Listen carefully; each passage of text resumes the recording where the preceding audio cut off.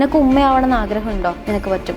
നിനക്ക് ഉമ്മയായിട്ട് നിനക്ക് ഇന്ന കാര്യങ്ങൾ ചെയ്യണമെന്ന് നീ ആഗ്രഹിക്കുന്നുണ്ടെങ്കിൽ നിനക്കിതും പറ്റും. പക്ഷെ നീ കുറച്ച് കാര്യങ്ങൾ ഒന്ന് അങ്ങോട്ടേക്കും ഇങ്ങോട്ടേക്കും അലൈൻമെൻറ്റും കാര്യങ്ങളൊക്കെ സെറ്റാക്കിയിട്ടുണ്ടെങ്കിൽ റെഡിയാക്കാൻ പറ്റുന്നത് ഉള്ളൂ എന്നുള്ള തരത്തിൽ എനിക്ക് പ്രോമിസ്ഡ് ആണല്ല. അപ്പോൾ സാഹചര്യങ്ങൾ സെറ്റല്ല എന്ന് പറയുന്നവരോട് എനിക്ക് പറയാനുള്ളത് ആദ്യം സ്വയം ഒന്ന് സെറ്റാവാം, സ്വന്തം 100% ഒന്ന് ചെയ്യുക. അപ്പം പിന്നെ ബാക്കിയുള്ളവരുടെ സഹായങ്ങളും കാര്യങ്ങളൊക്കെ പടച്ചോ നമുക്ക് തരും. ഞാൻ എൻ്റെ ഉമ്മാൻ്റെ അടുത്തേക്ക് ഇരിക്കുന്ന സമയത്ത് അവിടെ എല്ലാ ഉമ്മമാരുടെ എല്ലാ കലമ്പും കാര്യങ്ങളും വാങ്ങുന്ന ഒരു കോമൺ ഡോട്ടർ മാത്രമാണ് ഞാൻ. ഉസ്നാ നസ്രീനെ സംബന്ധിച്ച് ഒരുപാട് കാര്യങ്ങൾ ചെയ്യുന്നുണ്ട്. അപ്പം ഇത് എപ്പോഴെങ്കിലും നമ്മളുടെ പേഴ്സണൽ ലൈഫിൽ അല്ലെങ്കിൽ കുടുംബ ജീവിതത്തിൽ ഒരു വെല്ലുവിളി ആയിട്ടുണ്ടോ? അവിടെ ഞാൻ എത്രത്തോളം താവാൻ വേണ്ടി പറ്റുന്ന അത്രത്തോളം താണിട്ടുള്ളൊരു മോള് മാത്രമാണ്.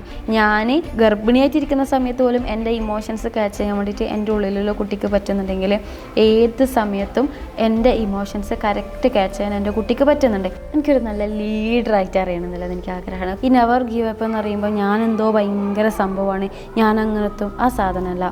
നമുക്ക് ഫെയിലിയേഴ്സും കാര്യങ്ങളൊക്കെ ഉണ്ടായേക്കാം, നമ്മൾ താഴേക്ക് പോയേക്കാം, മേലേക്ക് വന്നേക്കാം. ഇതൊക്കെ ലൈഫായിട്ട് ഇതിനെ അക്സെപ്റ്റ് ചെയ്തതുകൊണ്ട് തന്നെ മുന്നോട്ടേക്ക് പോകാമെന്നുള്ളതാണ്.